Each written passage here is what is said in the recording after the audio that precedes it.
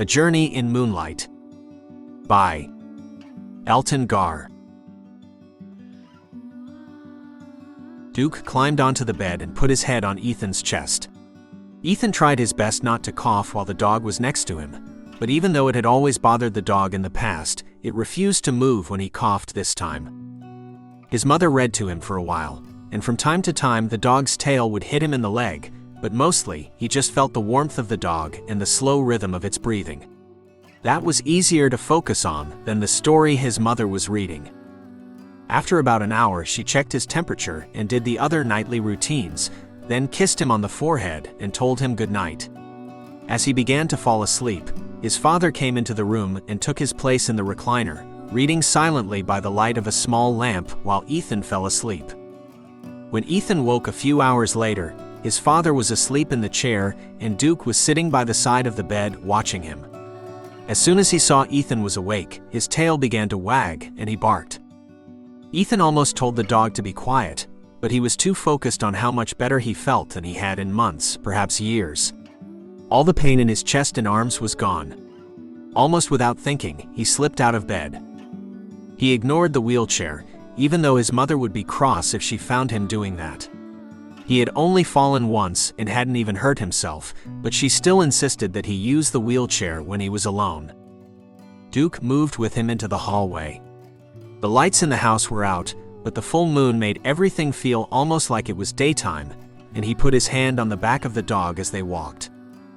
The dog was used to the harness that Ethan used to walk next to the dog, and so moved slowly and carefully, but also moved towards the front door. Ethan glanced towards the bathroom, but he didn't need to go, then at the kitchen. His stomach wasn't in knots like it had been, but he also wasn't hungry, so he let Duke lead him. Perhaps the dog just needed to go outside. As they reached the door, Ethan realized it had been almost a month since he had been outside. Until recently, his parents had tried to take him out every day, but it had gotten harder, and eventually they had just sat with him next to the windows. He pulled the door open slowly. The creak of the hinges was jarring, and he was sure his mom would come out any moment and scold him for wandering. But as the door opened and the cool, crisp air of the night hit him, he became more awake and more aware. Letting go of the dog, he expected that Duke would rush out into the thick grass and then come back in a few minutes. But instead, the dog looked up and howled at the moon. Several other dogs, or perhaps wolves, answered. That was something that Ethan had never seen Duke do. But he didn't move, and when Ethan didn't either, the dog poked him in the back of the leg. There was another chill as Ethan let the dog force him through the doorway and onto the wooden steps that led to the front door. He instinctively reached up to grab the rail to keep his balance, but as he took the first of the stairs, he felt too good to hold back. By the time he had reached the bottom of the stairs, he had decided. What could it hurt to go out for a bit? His parents might be upset, but they'd be so happy to see him out that he probably wouldn't get in any trouble. The dog turned, not walking towards the sidewalk that was well lit by the streetlight, but towards the woods behind the house. Ethan loved those woods in the day, but they had always scared him at night. But Duke was there, and so he followed him. With every step, Ethan felt more secure walking alongside the dog, and within minutes, they were on a path that Ethan didn't remember ever seeing before. But the woods weren't that big, and perhaps he could find one of the forts that kids built out here. There was another howl, this time less friendly. Duke stopped as soon as he heard it.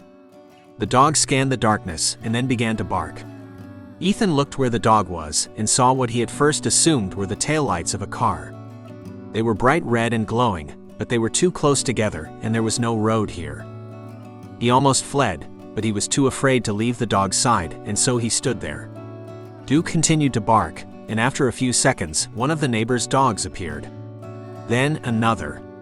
Once there were 3 of them, Duke shook lightly, just enough that Ethan let go of him. As the dog stepped off the path, the light of the moon seemed to fall behind a patch of leaves, making it harder for Ethan to see what happened, but he could still see the dogs. The smallest of the 3 dogs, the poodle that the neighbor across the street never let out of her house, stood directly between Ethan and the glowing red eyes, while the other 2 dogs circled to either side. After a few seconds, the eyes seemed to turn towards Rex, the dog that shared a fence with them. He was a big old hunting dog with long floppy ears and a droopy face. But he looked far more ready now than Ethan had ever seen. He jumped back, growling and snapping at the eyes, but it was Duke who actually attacked, biting at something dark Ethan couldn't see. The creature in the shadows spun to face Duke and hissed something guttural. But before it could attack, Rex leaped forward, biting at the same darkness as before, forcing the creature to turn again. Ethan knew that the strange fight couldn't have lasted more than a few seconds, but it felt like hours as the animal spun about. Even the poodle got in a couple of bites, though it was hard to imagine it did much damage. Then the darkness hissed, "We will have him." A chill ran across Ethan as he realized that the eyes must belong to a person. Someone who had wanted Ethan. Probably one of the bums his father had complained about, who slept in the woods. Ethan had never seen one, but he had found trash and cigarette butts in some of the small forts they had built, and one time they had found a circle of stones where a fire had been. The dogs moved onto the path, and the moon seemed to come out again. This time, Duke began to move faster than he had before, and the other two dogs took positions in front of and behind Ethan. He wanted nothing more than to turn back, but the dogs were moving forward, and he wasn't going to try to find his way home without Duke, so he followed him deeper into the woods. This path wasn't big, but it was hard to understand how he hadn't seen it before. It was so easy to see in the moonlight, it had to be clearer in the day. Then the path opened, and they came to a river. It wasn't as big as the one at the park his parents used to take him to on Sundays, but it was bigger than anything he thought was in the woods. And Ethan thought, good. The dogs will have to turn back now. Instead, they began to follow the edge of the river. But every time Ethan would get near the edge, one of the dogs would bark, and if he didn't step back immediately, they would growl, and once Duke even snapped at him. As soon as he stepped back from the edge of the river, Duke was apologetic. He put his head against Ethan's leg and whimpered just a bit, until Ethan said it was okay. They then continued their hurried path down the riverbank. After a quarter of a mile of walking, there was more noise in the woods. Ethan wanted to stop and look, but the dogs did everything but pull him forward. And as they sped up even more, Ethan wondered how he had done this. He hadn't walked further than across the living room for months, and now he was almost running down a riverbank in the middle of the night. That thought was interrupted as something big and black moved out of the darkness. He couldn't see it clearly, but he saw it reach out, and he saw Rex turn. This time the old dog moved alone, leaving the others to continue down the path. Ethan glanced back as they went over a small hill, and saw the dog twisting and biting at something. But this wasn't the calm, focused fight between a pack and its prey like before. It was a twisting and snarling fight for survival. He almost turned back, and would have if Duke hadn't pulled him. But just over the hill, there was a small wooden boat. The dogs that had been pushing him away from the river now seemed to insist he get in. And just as he was about to argue, he saw the darkness again. He could see it better as it came out of the trees. It seemed too large and too twisted to be a human, even if the moon hitting the eyes could make them look that red. And he saw a hint of a horn, or perhaps it was just a hat that curled up and caught the moonlight at a weird angle. There was no paddle in the boat, but a few seconds after Ethan got in, the poodle pulled a long, straight stick up to Ethan and dropped it next to his hand. He grabbed it, and Duke jumped into the boat next to him.